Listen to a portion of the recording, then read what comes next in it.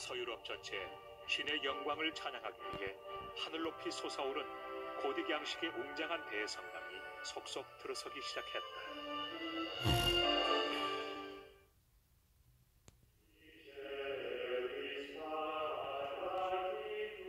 유럽의 대성당들은 기독교 제2천년기가 시작될 즈음에 건축됐다. 아치형의 천장과 첨탑으로 상징되는 유럽의 대성당들은 인간의 영혼에 날개를 달아주었다. 이탈리아의 시에나 대성당, 베네치아의 산마르코 대성당,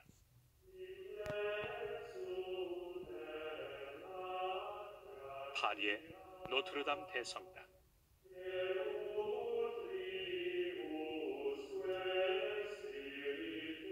산티아고 데 콤포스텔라 대성당.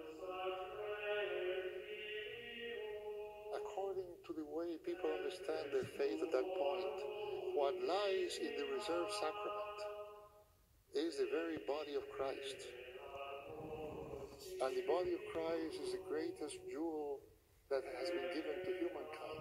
And so just as when you have a great jewel, you try to build a case worthy of it, the cathedral is a case built around this physical presence of the body of Christ.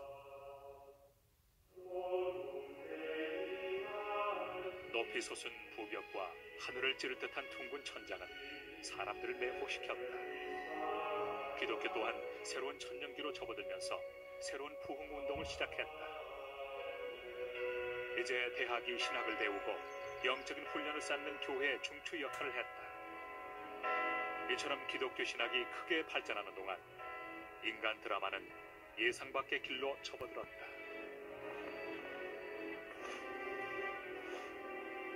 서기 1077년 이태리 북부 카노사 성 바깥의 눈 덮인 서론에서 진기한 광경이 벌어진다.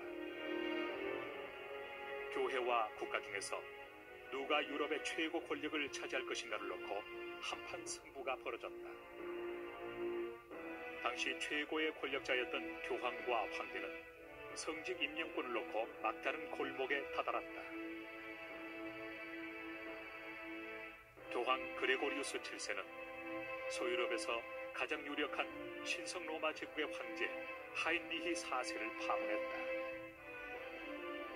폐위될 위협에 처한 하인리히 4세는 1월의 엄동설안에 교황의 성 바깥 눈 속에서 사흘 동안 맨발로 무릎을 꿇고 앉았다. 얇은 모죽으로 된 튜닉만 걸친 황제는 교황에게 회개하고 구원을 빌었다. 교회의 명백한 승리처럼 보였지만 이것은 하인리 4세의 교활한 술수에 불과했다. Henry realized that if he knelt down in the snow, eventually the Pope would have to grant absolution to a penitent sinner, which he did, and then Henry was able to go about his business of being emperor and opposing the papacy. 서기 1084년, 이번엔 하인리 4세가 자신의 군대를 이끌고 돌아왔다. 그는 교황 그레고리우스 7세를 추방시키고 그 자리에 훨씬 더 온순한 클레멘트 3세를 앉혔다. 그러나 클레멘트의 세도는 오래가지 못했다. 그 후 후임 교황들은 그레고리우스 7세가 벌이던 절대 교황권 확립운동과 교회 개혁운동의 전통을 이어갔다. If you are talking simply about who had the most power, it clearly asserted that militarily Henry did. Power over the imagination?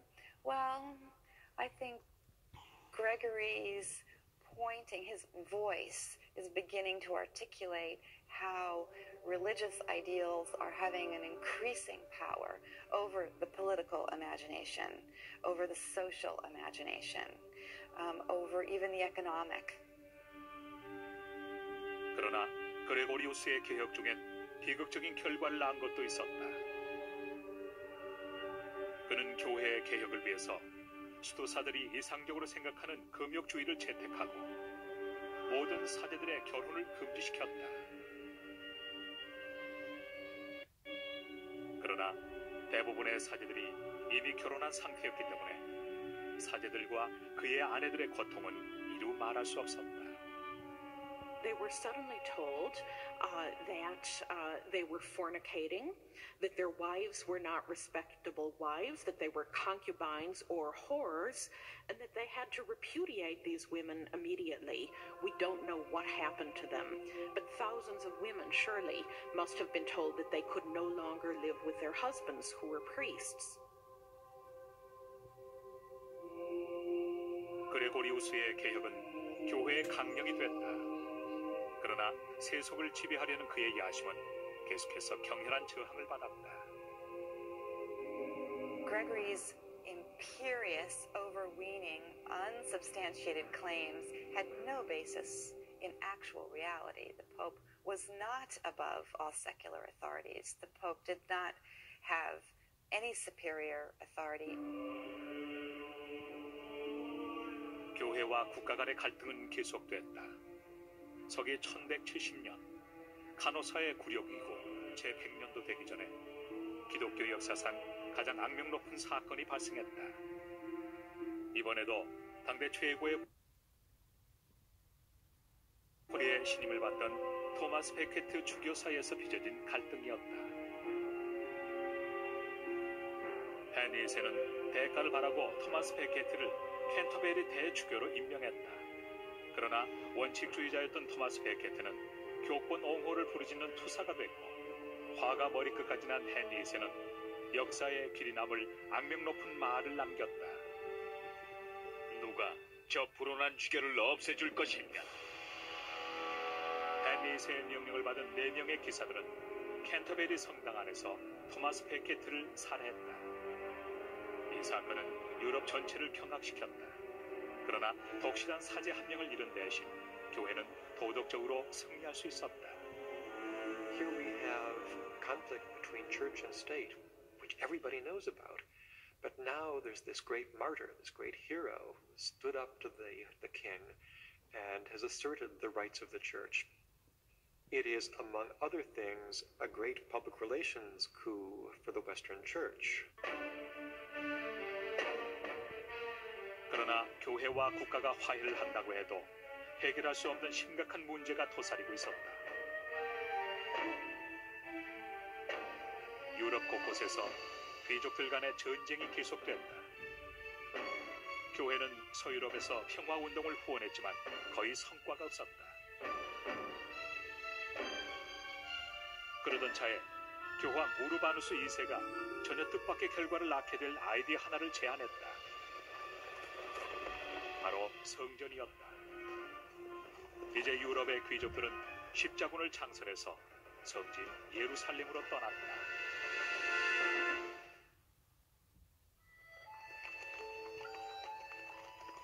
서기 1095년 귀족들 간에 계속된 전쟁으로 유럽 대륙은 몸살을 앓았다. 끔찍한 내란 때문에 유럽 대륙은 황폐해졌으며 교회가 끝까지 지키려고 안간힘쓰던 찬란한 기독교 문화까지 위협받았다. 프랑스 클레르몽에서 열린 공의회에서 교황 우르바누스 2세가 연단에 올랐다. 그의 해결책은 바로 유럽에서 계속되는 내란을 종식시키고 기독교의 명분을 위해 싸우자는 것이었다. 그는 이슬람 교도들로부터 예루살렘을 해방시키자고 호소했다. 성지를 되찾자는 그의 말에 유럽인들은 폭발적인 반응을 보였다. 이 운동에 동참하는 사람들을 십자군이라 불렀다. 교황 우르바누스 2세는 기사들이 이해하기 쉽게 군대란 용어를 썼다. It was sexualized, and the city of Jerusalem was pictured as a destitute, ravished virgin with her purity threatened by the dirty hands of these alien forces. The whole thing was she was a damsel in distress. 교황 우르바누스 2세는 어느 정도 준비가 되는 다음 해까지 예루살렘 출정을 연기하라고 충고했다. 그러나 프랑스와 독일, 영국에서 이미 설교사들의 선동에 자극받은 수천 명의 십자군들은 즉시 고향을 떠나기로 결정했다. 서기 1096년 봄, 대부분 하층 계급으로 분류되는 평민들과 포병들로 구성된 총 5만 명의 십자군이 성지로 가는 입구인 콘스탄티노플을 향해 행군을 시작했다. The Pope was very much surprised by the response that he got to his call. He was expecting a regular army, which mostly meant knights and trainers. He did not expect mobs to arise and decide to go there. And I don't think that was ever his intention.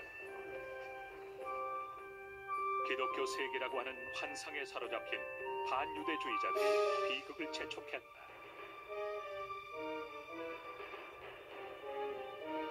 Groups of knights and crusaders decided, why do we wait till we get to the Holy Land or to Muslim territories to slay the infidel? We have infidel in Europe, and they're the Jews. 유대인들을 보호하려는 각 지방 주교들의 노력에도 불구하고 수천 명의 유대인들이 십자군들에게 학살됐다. 그러나 이것은 시작에 불과했다. 아무런 준비 없이 원정에 나선 십자군들은 군수품 조달이 불가능해지자 가는 곳마다 약탈을 일삼았다. 십자군들은 수적으로도 유럽 전역을 압도했고 공포와 증오의 대상으로 변했다. It's like the locusts. It's like an invasion of locusts anywhere. All over Europe, everybody's worried about these people. And you find all kinds of records of people trying to direct them in other directions or to get them across their lands as quickly as possible. 십자군 5명 중에서 3명은 결국 성난 도시민들의 저항을 받고 살해됐다. 살아남은 십자군들만이 유럽을 지나 콘스탄티노플에 무사히 도착했다. 그곳에서 기다리고 있던 황제는 재빨리 십자군들을 배에 태워 보스포루스 강을 건너 소아시아로 보냈다. 순식간에 기강이 무너진 십자군들은 강을 건너자마자 터키군에게 모두 학살됐다. 제1차 십자군 원정은 이렇게 참사로 끝이 났다. 교황은 즉시 농민 십자군과 교회와의 관계를 부인했다. 1096년 제2차 십자군 원정대가 성전을 향해 진군했다. 이번엔 모두 기사들로 구성된 십자군이었다. 콘스탄티노플을 지나자마자 그들은 외국 땅에서 적군에게 포위됐다. 결국 십자군들은 더위와 굶주림 속에서 죽어간다. 그러나 십자군에 동참한 사람들에겐 자신의 신앙을 시험하고 종교적 신념을 굳건히 할 수 있는 기회였다. 1099년 7월 기사들만으로 구성된 정규 십자군이 원정을 시작한 지 3년 후 예루살렘에 입성했다. 그리고 처참한 대학살이 이어졌다. 아질레 레이몽은 당시 사건을 이렇게 기록했다. 아군들은 닥치는 대로 적군의 머리를 베었는데 이건 그나마 자비로운 행동이었다. 어떤 이들은 산채로 화염 속에 던져져 고통스럽게 죽어간다. 거리마다 잘려진 머리와 손발이 산더미처럼 쌓였다. 남자들은 무릎까지 핏물에 잠긴 채 말을 타고 달렸다. 이것은 정당한 신의 심판이었다. There were too many bodies for the Crusaders to clear up, so that when Fouché of Chartres, one of the chaplains in the army, visited the city 5 months later at Christmas time, he said a terrible stench hung over the whole city. The Crusaders had overnight turned Jerusalem, a thriving, populous city, into a stinking charnel house. 십자군은 기독교 최고의 성지로 진군해갔고 눈물을 흘리며 예수 그리스도가 부활한 성묘를 지났다. 그러나 그러는 동안에도 예루살렘 거리에선 무차별 사륙이 계속됐다.